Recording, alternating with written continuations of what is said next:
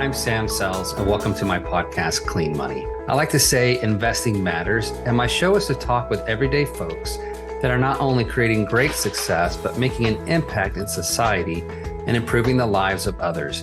That is my mission, and I want to share my stories and others with you.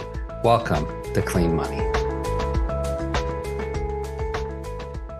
Hi there. Thank you for joining us today for another great episode of Clean Money, where we talk about making a difference in the world through our investments of time and resources. My guest today is a good friend that we've now known each other for almost 2 years now, Bethany. So Bethany Finch is the remote RV investor and founder of American Made Home Solutions. Bethany has over 25 years founding and running 4 separate companies, a credit hacking business, which, by the way, when I took your class, I learned a lot, even though I have been in this for a while, an executive rental business, a single family residential renovation business, and a multifamily syndication business. Her and her husband, Kurt Finch, have worked their way all the way up from a groundskeeper to owner of multifamily. And at one time, Kurt had over 5,000 doors, all under full renovations across 20 different properties under management. Kurt and Bethany are working to utilize their God-given gifts to further Christ's kingdom while utilizing their many properties in many different markets. Bethany spent many other years also teaching both K-12 students and adults in a variety of subjects, such as higher level maths and sciences. She loves to see the light bulb go off for people to be able to see the door open to opportunities they never knew were available. You can find Bethany and Kurt traveling the USA with their RV security Blue Dog.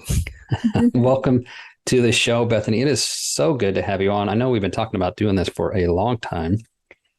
And I do have to say, from the very first time I met you and Kurt, I was like, oh my goodness, you guys, you're passionate, you're working hard, you're open, you're honest. And like me, we came from nothing and we created something. And so you didn't get a small $1 million loan from your daddy. You didn't,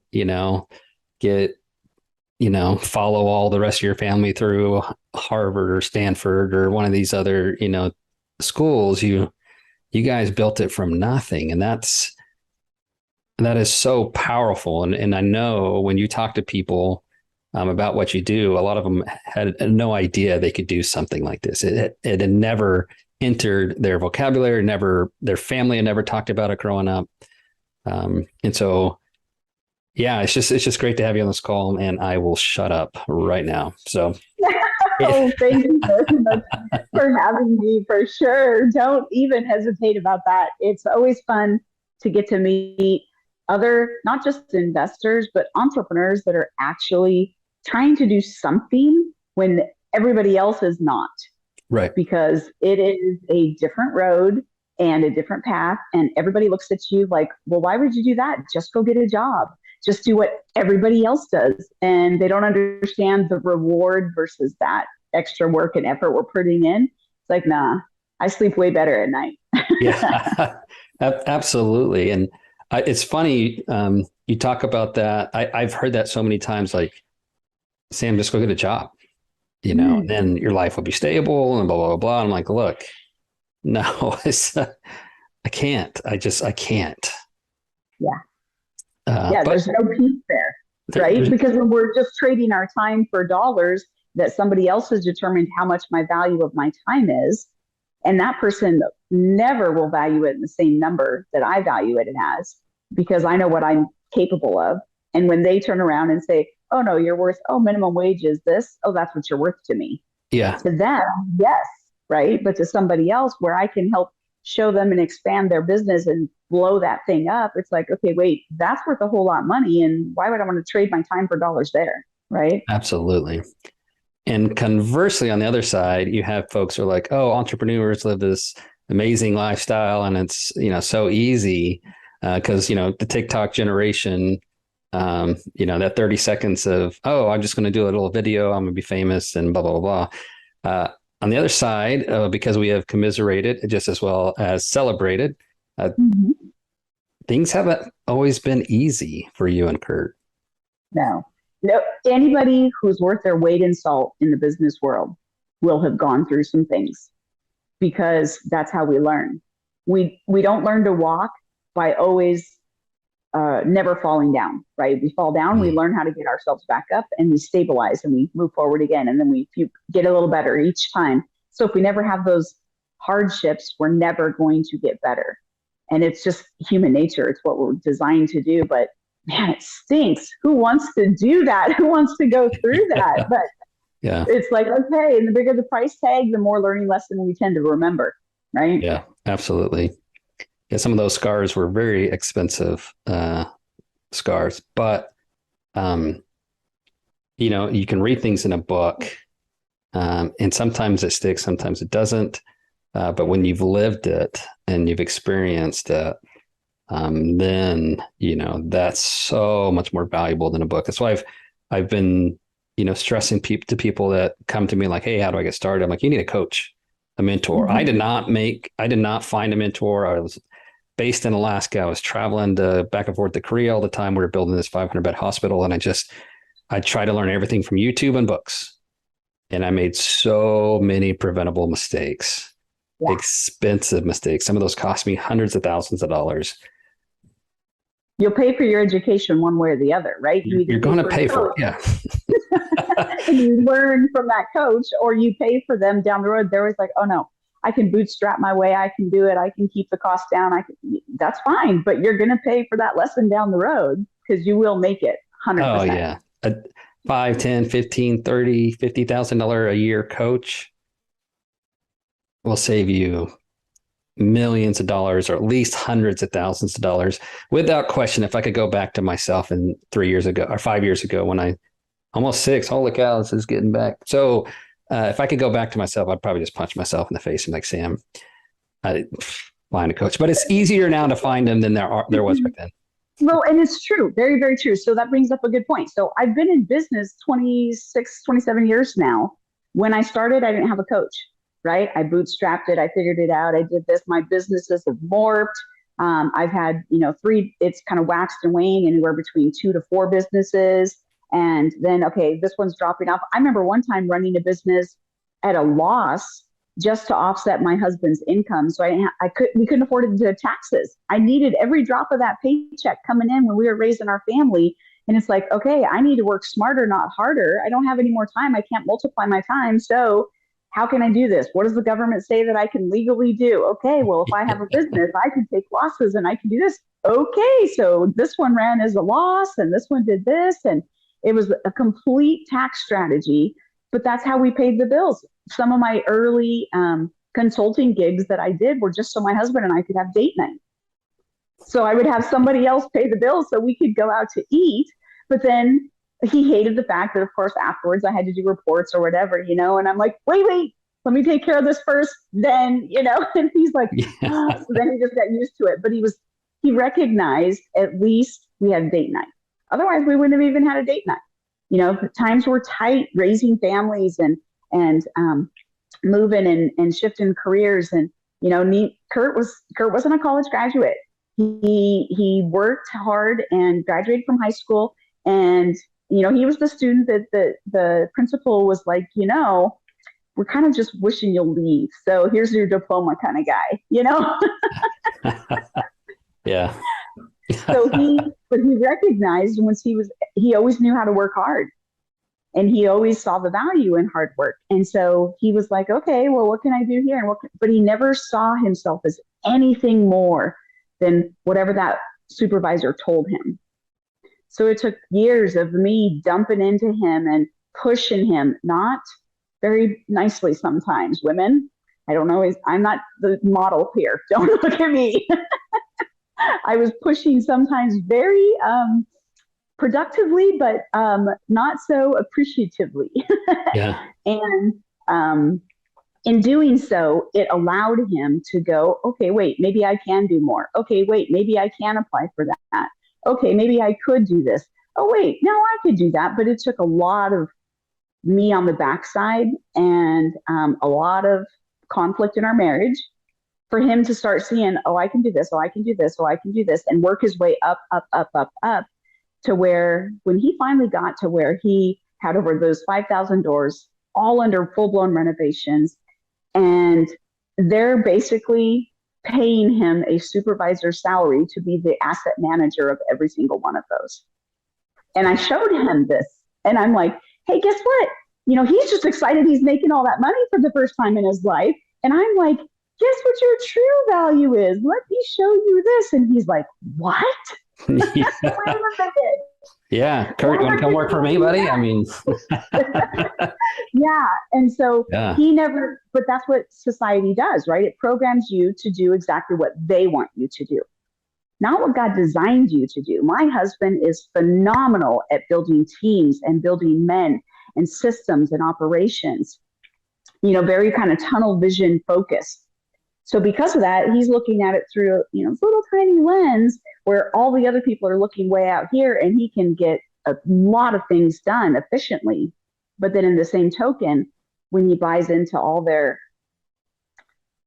agenda, it sabotages who he was meant to be. And so he went through a very, very dark time. That midlife crisis hits, right?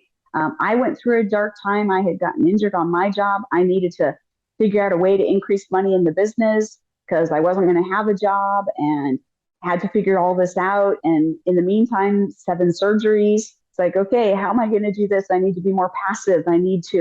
So that spun me into a whole different level of, okay, I need to duplicate my time. I need to duplicate my passive income. How am I going to do this? And that's when we shifted gears with more of the real estate. But I paid those big dollars to get a coach. And I hit the ground running where many of the others that went with us, they didn't. And they're still, barely getting by because they didn't. That coaching made a huge difference in my world, and just hitting the ground fast and hard. Yeah. That's your journey's incredible. And I love how you were talking about like the aperture that you have, or that Kurt had.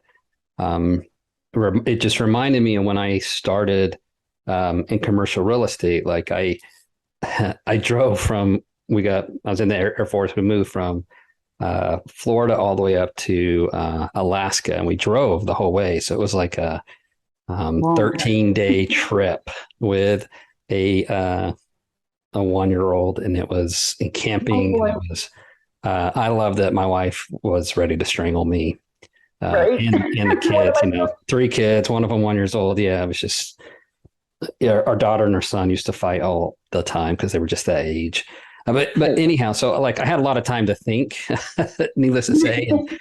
And I was like, I've been flipping homes for like a 12 years at that point, 13 years. And it was just always a lot of hard work, and it kept me away from my kids and my wife. And plus I was active duty military, and I was deploying and all this other stuff.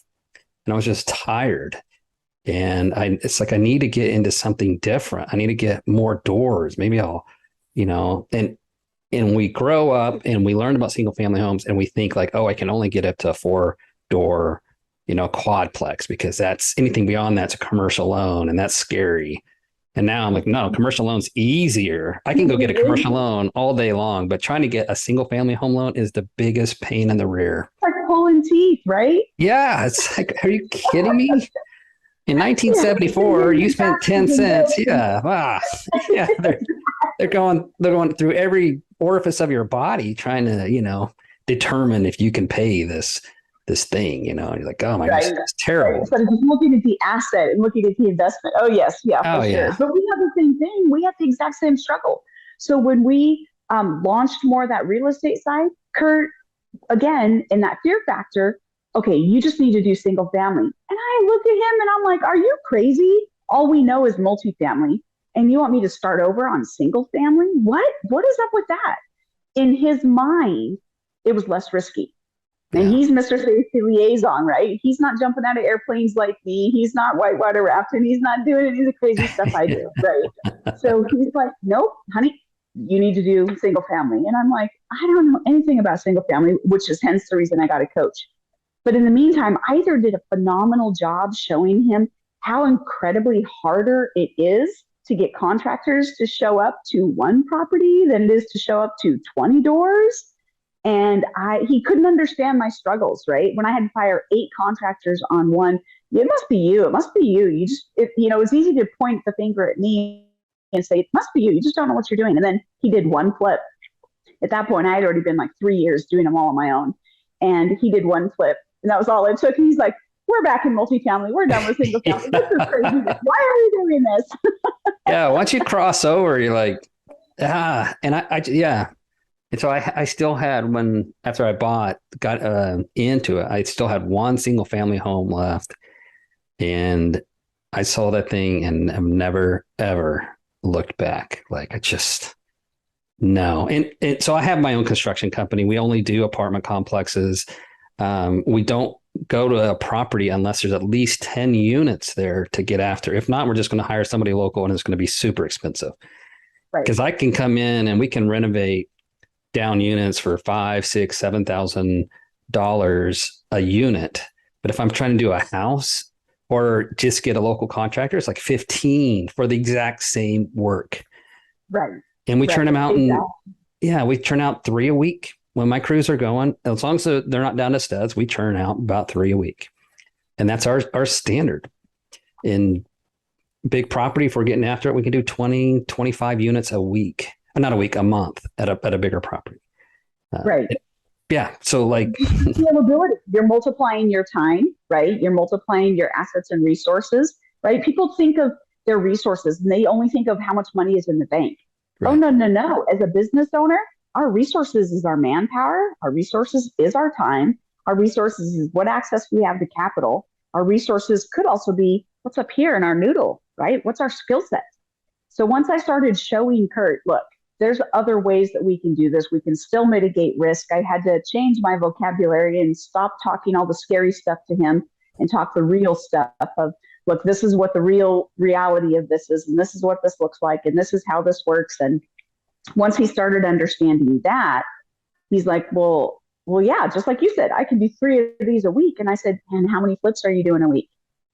And he's like, oh, right. Yeah. So then you start seeing the math, right? So you just have to get it in a place, in a position. But in the same token, I didn't start this business because I needed one more business. That was the last thing I needed. I went through a horrible depression because of all the accidents and injuries. And through that depression, I was incredibly lost. I had been teaching and athletic director, and all of it was taken away from me. And I'm stuck in bed on a machine for like 2 months. It was the worst time of my life. It was horrible. And I'm like trying to figure out, it's like, how do I reinvent myself? Basically, Lord, what does this look like? I don't have a clue what this looks like. You need to show me. But ultimately what he showed me was I wasn't the only one struggling. My husband was also struggling. Mm-hmm. And he's already shown me through our whole, we've been married 30 years now. So up until that point, that was, at least 20 years of marriage.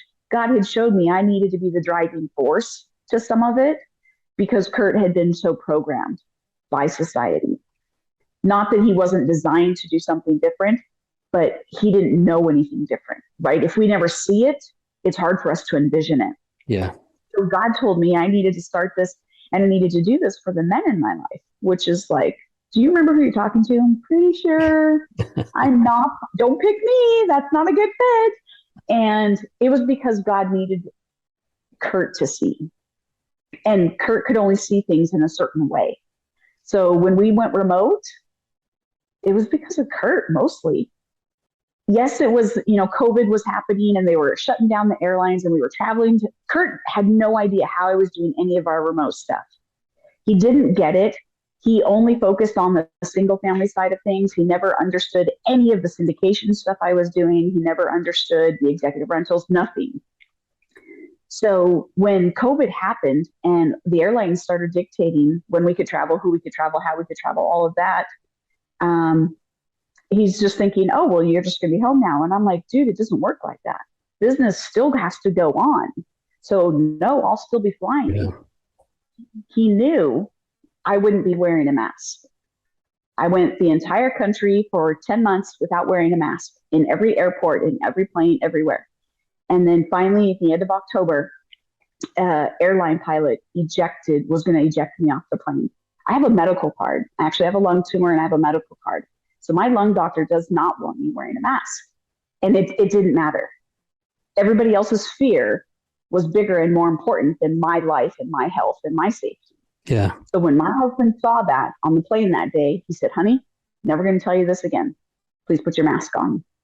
And we hadn't even got off the plane and he's already looking for RVs. Like, okay, we got to find a new way to get around because she's not going to go through this anymore. And so it was a turning point. Then once he got out on the road and he saw the markets I was already in, and he saw the properties and the people that I had already been working with and the things I was doing, it became real to him. Now it's like, oh, you really are doing this. Oh, wait, his vision enlarged tenfold. And wait, this is possible. Okay, wait a minute. Okay, doesn't mean he doesn't struggle still. Doesn't mean he doesn't have days where he's, challenged more so than others. Because when you're in an RV, like today, there's challenges. He's struggling with why our generator wasn't working right. Not a fun day, It's just there's more typical challenges when your home is being shaken all the time, as opposed to somebody whose home was fixed, Yeah. I was just thinking about that fear, and things that you said earlier about, the system. Trump said, whether you love him or hate him, and I love Dave Chappelle talked about this as well. He said, I don't know why everyone's so mad at Trump. He said the system's rigged. And everyone else, Hillary Clinton, the others was like, no, it's not rigged. And he's like, yeah, it is. It is certainly rigged. Trump said, yeah, it's rigged. And I use it for my benefit. Right. And when Dave Chappelle talked about it, just kind of like changed my mindset again, too, a little bit there. I'm like, you know what? He's right. And the system is rigged. You're in it now. You see it. You see how you are a business credit expert, hands down. The folks that I've talked to at Duns and Bradbury didn't know as much as you know, right? In the the system is rigged, and once you understand, that light turns on. It's like having God in your life, and the light turns on and reveals truth, right? And when you understand, all of a sudden you're like, why am I talking about single family homes? We should be doing multifamily. Mm-hmm. Because the system is rigged and we're taught to be afraid of it. We're afraid of the big deals. And so my first 10 deals I bought on mobile home parks, they were all old and cheap and inexpensive and a crap ton of work because I was afraid. Yeah. And then when I went to go get loans from the banks on those properties, they wouldn't touch them because they weren't big enough. And they were too old. Mm-hmm. And that was it. Right. And then when we went into apartment complexes and it's like, hey, can I get a loan on this? And it's, X million dollars. I'm like, yeah, no problem. And whoa. Like, wait a minute. I just needed to ask for a few more zeros and you've given it to me. Yeah. It's like, what's going on? And it was almost the exact same amount of capital that we put together on these dumpy old, $400,000 apartment or mobile home parks. As it was on a, $2-3 million apartment complex. And in fact, it was less. And so it's like, my goodness, I didn't understand. And I was just afraid that fear was holding me back. So we talk about clean money a lot. We talk about how we invest to make a difference. The first step in that is just understanding that you can and becoming aware of what happens when you do things. So here you guys, you're working in multifamily as an employee, and you still had to hop that mental hurdle over as, hey, I'm a renter, but now I'm an owner of the exact same thing I was renting. Yeah. And what I did to myself to get myself over this hump is when I got to Alaska, I saw an ad for an apartment complex. It was a 22-unit apartment complex. It was for sale for $2 million. And it's $2.1 million or something like that. And I told my wife, I'm going to buy this. She just laughed at me. No, you're not. I'm like, I'm going to buy this thing. And then we had a real estate agent there showing us homes to rent. And I told her, I'm going to buy this thing. And she laughed and laughed. She's like, no, you're not. Get out of here. I'm like, no, I'm going to buy this. I know I'm a major in the Air Force. I don't make enough money to buy this, but I'm going to buy this apartment complex.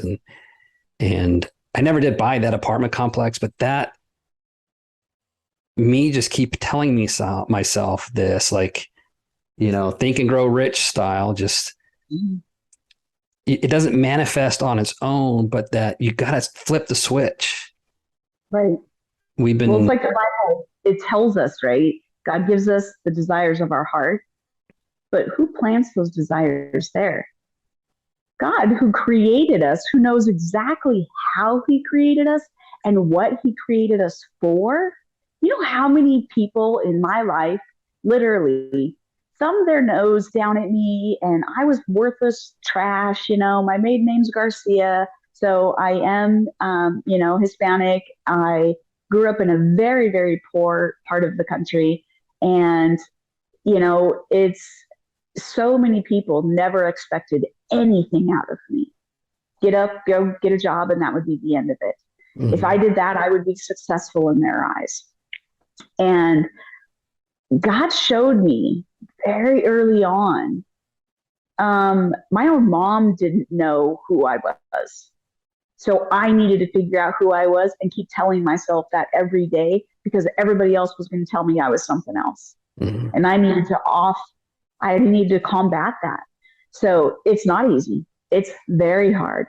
There's some days you're just like, nobody believes in me. What is going on?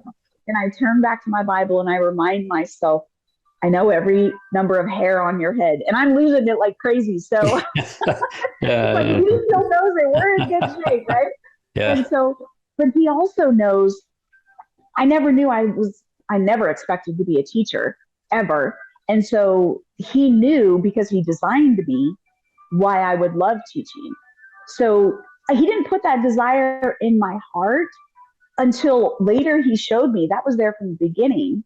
And I just had to be patient and walk through all the steps all along the way to prepare myself. So I was ready to be a teacher. And then I was like, oh my word, I'm so happy. I so enjoy what I'm doing. And then when God continues to show us the different seasons of our lives, I loved the time that I was a mom. It was crazy. You're never sleeping. I look back at that now and I'm like, Lord, I don't even know how we did this.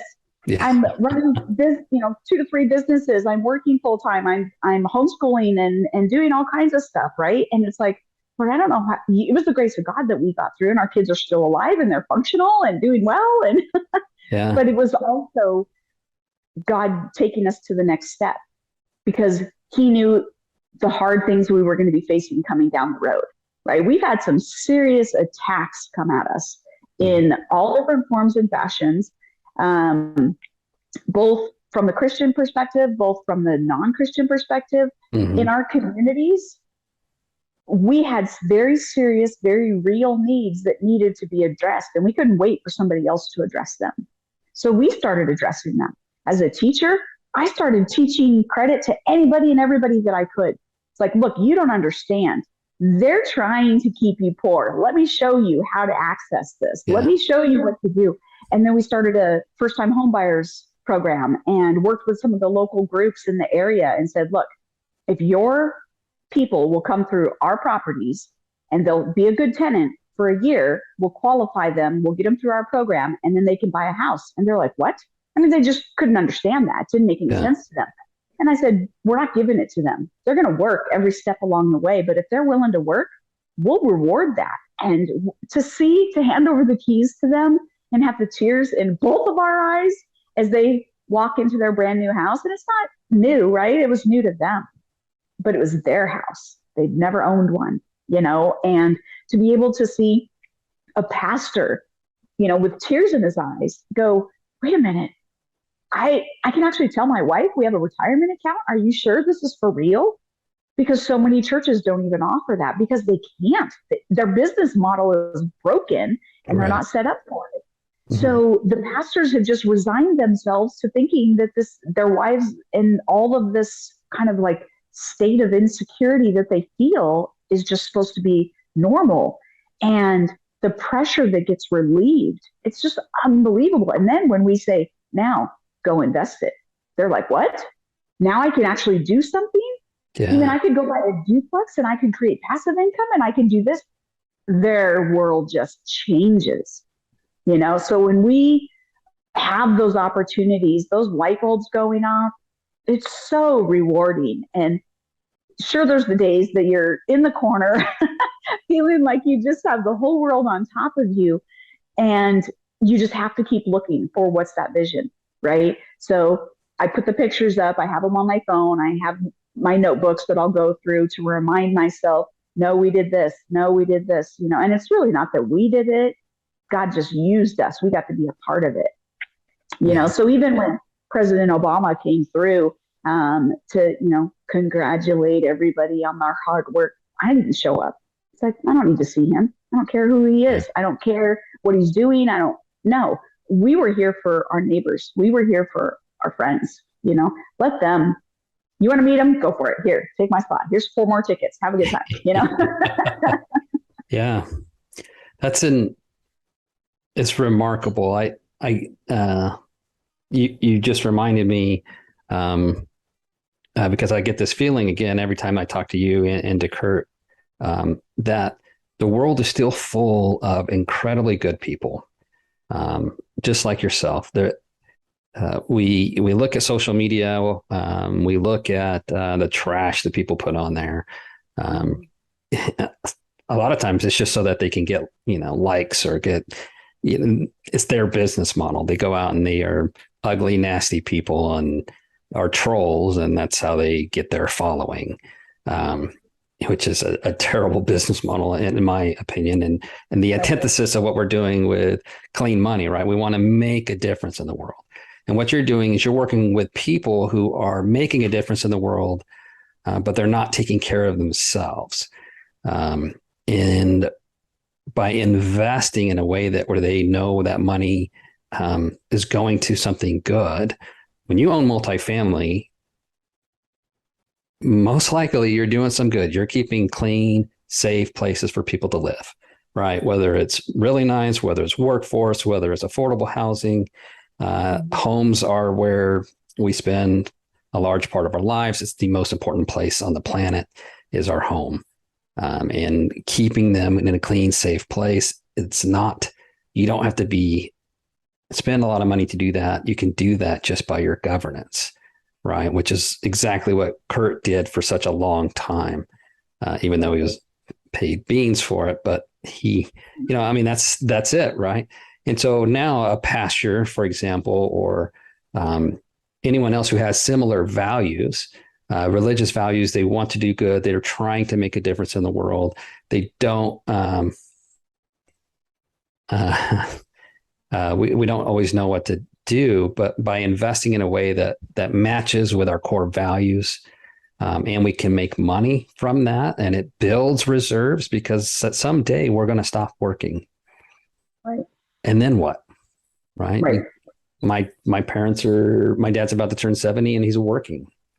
And we built, in the past few years of us starting this business, we have created, just a massive amount of equity for him. And now he's a millionaire, but he's still working because he wants to, and he likes it. Right. But now he gets to, not he has to. That's right. It. So if he doesn't want to go to work when he's 75 and he wakes up that day, he doesn't have to. And that's okay. Yeah. That's the difference. Right. But people forget the Bible is so full. It's written to entrepreneurs. God has called us to create and to build. And that takes all different kinds of people. Some people have to be the entrepreneurs, the drivers, the pushers, and then there's others that are the workers that will be happy as clams, give them a good job, and that's just as needed. And that's okay, right? Some are the hands, some are the feet, some are the eyes, Yeah. And so when we stop and go, okay, what is our true purpose here? Our true purpose is to collaborate, is to work together, is to find a way to make our communities better. Yeah. And we do that not by selfishly dumping everything back on us. God blesses it when we're doing it outwardly. And then, my cup runneth over, right? It's because you're emptying your cup. He's filling it back up. You're emptying it again. He's filling it back up, right? It's not build more barns, empty the barn out. He'll fill it back up, empty it out again. He'll keep doing it. It's rinse and repeat, but it's very sustainable that way. It is very sustainable. And that's key, right? At the end of the day, it has to be sustainable. Well, we have talked for a while now, which is kind of what we do anyways when we're in person together. Right. Is talk, right? Because, old hats start talking about this stuff and we're real human beings and we're not, there's plenty of folks out there who are very impressed by themselves. And I'm not impressed by myself. I'm just working, just trying to live life, right? Just like you and Kurt. So I love, I've really enjoyed our conversation. I love how you're striving to have an impact. You are very open up front about your religious convictions and you share that. And you're not shy about that and people like it or not. I've always been fascinated with religion. I am religious myself. And I've have a lot of fascination for other world religions. I think far and away, religion has done so many wonderful things in the world. And it will continue to do so. So thank you so much for all that you're doing. And I love your letters. So how can people get in contact with Kurt and Bethany Finch? Well, you can always reach out to me on LinkedIn. Obviously, we've got that. We do have our own YouTube channel, American Made Home Solutions. You can find all kinds of fun adventures on there. So we have an RV blog. So if you want to know all the craziness that happens when you're living remotely, that's what the RV blog is all about. And that comes out every Friday. So people reach out to us to get on that. Otherwise, our website is just AmericanMadeHomeSolutions.com. In there, you can find information about our credit hacking or our multifamily syndications or our executive rentals. We build our business model so that it sustains one another, right? It's symbiosis so that when there's times in our lives we're going to have to slow down and we're going to need to speed up in different things. And so that's the whole mindset behind that. And then when something happens to us and we're taken out and the kids are like, we don't want any of this, they can sell it all. And we won't even cry. So that's just the whole concept behind it. Yeah, that's fantastic and awesome. We'll make sure that we have all those links in the show notes. And I've spent a couple months in an RV. My wife and I were like, yeah, not for us. Not for everybody, for sure. and a lot of it has to do with what RV you're living in also. Yes. It absolutely does. We are in a big 42-foot diesel pusher. And nice. Not a little tiny Airstream, 19-footer, none of this, it's different, right? But it's also a lot more expensive on the fuel. We don't get to park wherever we want. We can't find a shop whenever we need it. Right. Yeah. Pros and cons, right? Pros and cons. For sure. But it's home. It is. At the end of the day, I look around and I'm thankful. I'm thankful for the space. I'm thankful it's not smaller. I'm thankful that it's, warm and dry and we're safe. And when the tornadoes hit, we can pick up and leave. I'm thankful for that too. Y'all have fun with that. I'm out of here. Pretty much. We're in Louisiana today and we'll probably be here through the month on a couple of our build to rent projects. And so storms were coming through and Kurt's like, uh-oh, this looks like a tornado over here. So he's already thinking in his head, are we leaving? Well, thank you so much for joining the show. It's been a pleasure having you here. And we'll make sure we get all that stuff and all of your links in the show notes. And awesome. Look forward to talking to you again soon, Bethany. I know we will. Speaking soon. Absolutely. Well, thank you very much for having me, Sam. I sure appreciate it. I hope your listeners got some value out of it. And if nothing else, I do have a free ebook that you can give to them, and that might help them feel like they got a little more value, maybe. Yeah, happy to do so. Absolutely. All right. All right. Have a good day. Thank you so much, Bethany. Thank you for tuning in to Clean Money, where we talk about sustainable investing that improves society. We are passionate about creating great investment returns to investors who want to use their money to make a positive social impact in the world. If you enjoyed the episode, we'd appreciate a 5-star review. And if you are interested in making your investing matter, please connect with us at wildmountaincapital.com, or you can find me, Samuel Sells, on LinkedIn, on Twitter at Sells_Samuel, on Instagram at Clean Money Sam, or on Facebook. And finally, make your investing matter.